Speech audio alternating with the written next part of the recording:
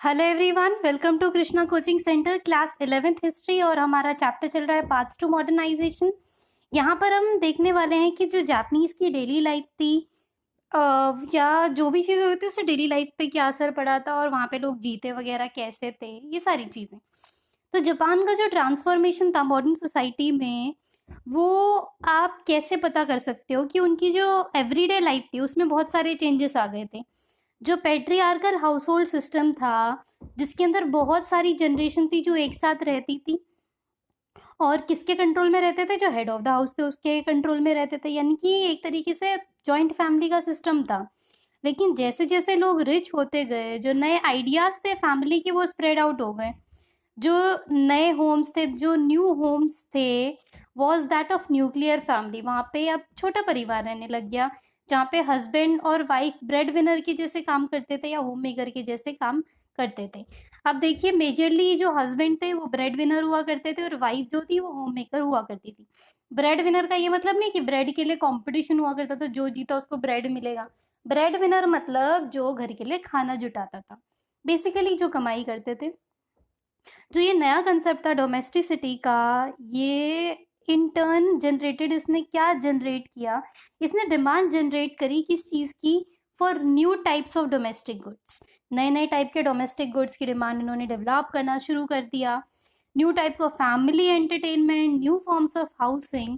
और 1920s तक जो कंस्ट्रक्शन कंपनीज थी, उन्होंने चीप हाउसिंग अवेलेबल करा दिया, जिसके अंदर आपको सिर्फ 200 येन का डाउन पेमेंट करना था और मंथली इंस्टॉलमेंट करनी थी 12 येन की 10 साल तक। और उसके टाइम पे अगर हम सैलरी की बात करें तो एक एवरेज बैंक एम्प्लॉय जिसकी हायर एजुकेशन होती थी उसको 40 येन पर मंथ मिल जाता था, यानी कि ऑन एन एवरेज वो एक सही सा ठीक सा घर खरीद सकते थे। अब ये देखिए, ये क्या है? ये नोवेल्टी ऑफ इलेक्ट्रिक गुड्स। एक राइस कुकर है, अमेरिकन ग्रिल है, टोस्टर है, ये सारी चीजें इन्होंने दे रखी हैं यहाँ पे। अब जी कार क्लब, ये क्या है?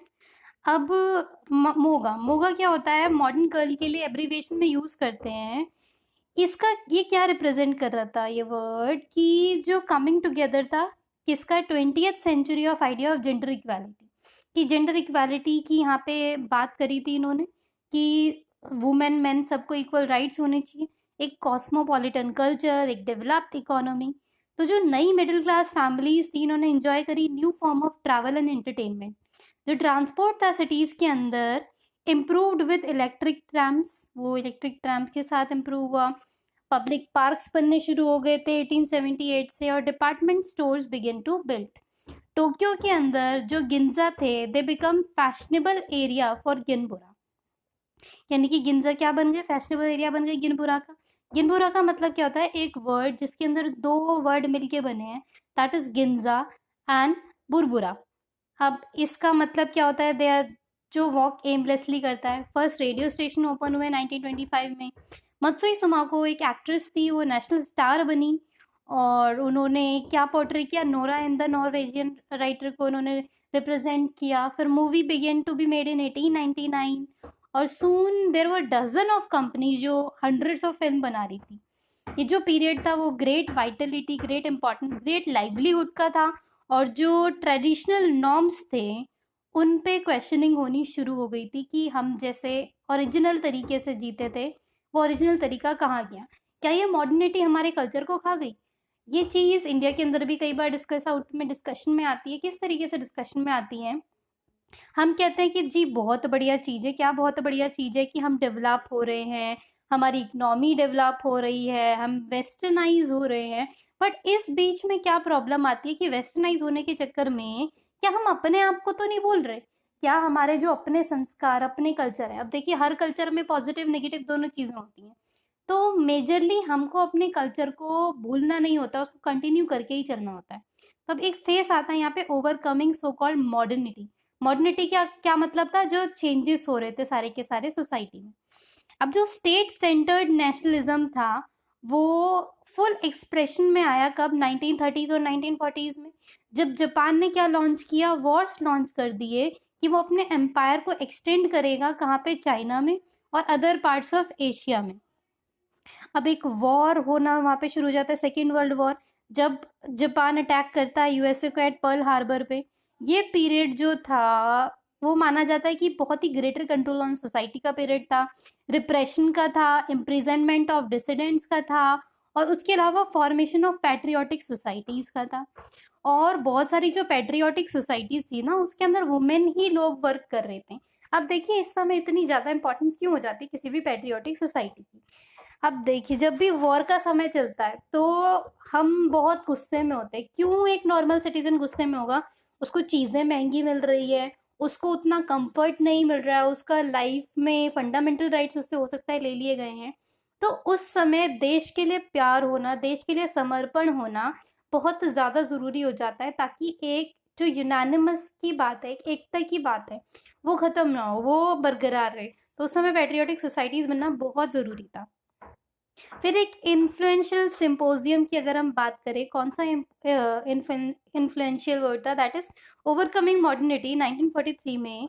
इसने क्या डिबेट किया कि जो जापान है वो क्या सोच रहा है दिन रात कि जो वेस्ट को कैसे कॉम्बैट किया जाए, कैसे हराया जाए मॉडर्न रह के। अब एक म्यूजिशियन थे मोरोई सबुरो, उन्होंने क्या क्वेश्चन किया कि जो म्यूजिक है उसको आर्ट ऑफ सेंसरी स्टिमुलेशन से कैसे निकाला जाए और स्पिरिट में कैसे बांधा जाए। इनका क्या मतलब था कि हम वेस्टर्न म्यूजिक की तरफ जा रहे हैं, और उनका म्यूजिक कोई खास म्यूजिक होता तो नहीं था, वहाँ पे कोई खास आर्ट तो दिख नहीं रही है।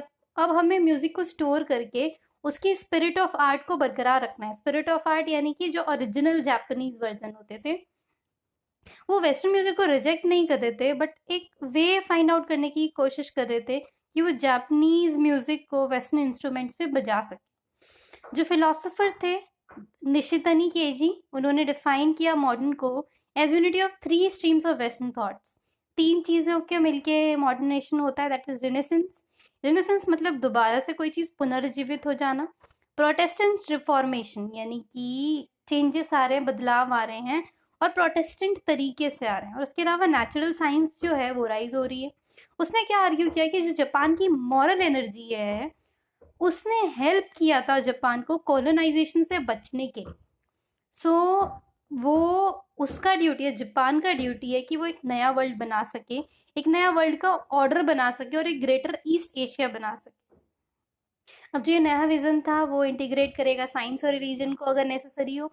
तो तमाम प्लानिंग चल रही थी, पर बच्चे जब वो प्लानिंग होती है ना, वो आप कहो कि बिल्कुल 100% सत्य हो जाए, तो उसका आंसर है जी बिल्कुल नहीं।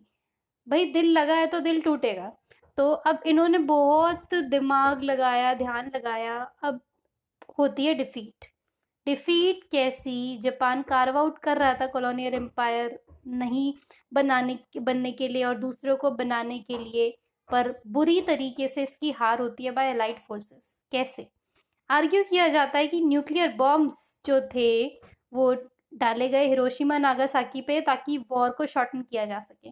आपको याद होगा 1945 के अंदर 6 अगस्त और 8 अगस्त को 2 लगातार बॉम्ब जापान के 2 बड़े शहर दैट इज हिरोशिमा और नागासाकी पे गिराए जाते हैं, और पूरा का पूरा शहर तबाह हो जाता है, पूरा का पूरा शहर नष्ट हो जाता है।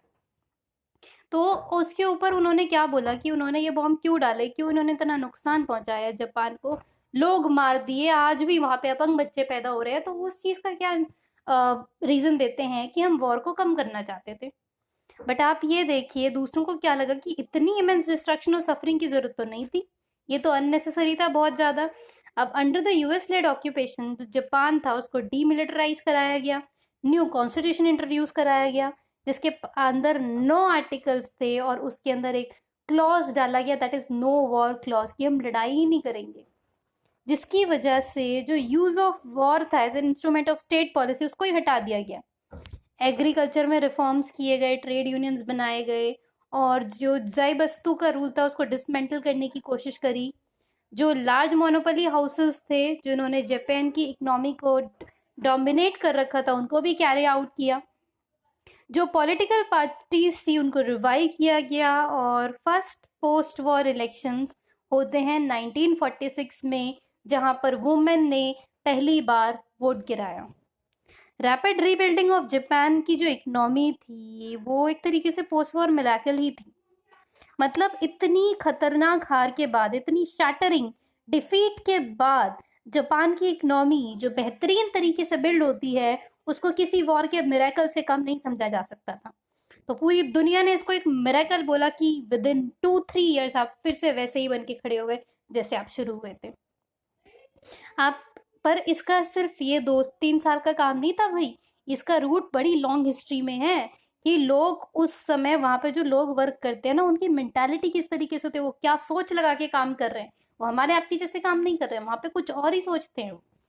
अब जो कॉन्स्टिट्यूशन था उसको डेमोक्रेटाइज किया कराया जा चुका था अब तक।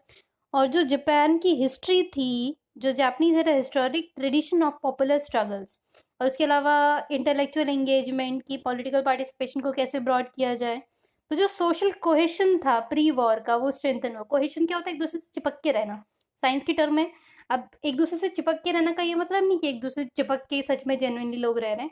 यहाँ पे क्या था, एक दूसरे के प्रति मोर फैमिलियरिटी, एक भाईचारे जैसी फीलिंग बहुत ज़्यादा डेवलप हुई कि भाई कोई दुखी है ना, तो आपको भी दुखी लोग का दुख समझ में आएगा। ऐसे ही वहाँ पे हो रहा था। और उसके बाद उन्होंने खूब मेहनत से सब लोगों ने गवर्नमेंट के साथ, ब्यूरोक्रेसी के साथ, इंडस्ट्री के साथ वर्क किया। तो यूएस सपोर्ट था एज वेल एज यूएस ने भी सपोर्ट किया। भाई अब ठीक है, उसने कर दिया काम जो करना था, पर थोड़ा बहुत उसने भी सहारा लगाया। और उसके बाद डिमांड क्रिएट होती है कोरियन वियतनामीज वॉर की वजह से। उस डिमांड ने भी जापानीज इकोनॉमी को हेल्प किया, क्योंकि वहाँ पे इन्होंने ट्रांसफर किए थे जो भी गुड सर्विसेज जो भी थी। सो इस पार्ट को हम यहीं तक रखते हैं, इसका अगला पार्ट हम कवर करेंगे अपने अगले वीडियो में।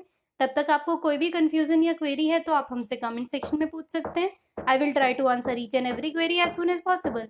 So thank you so much. Meet you all in my next video.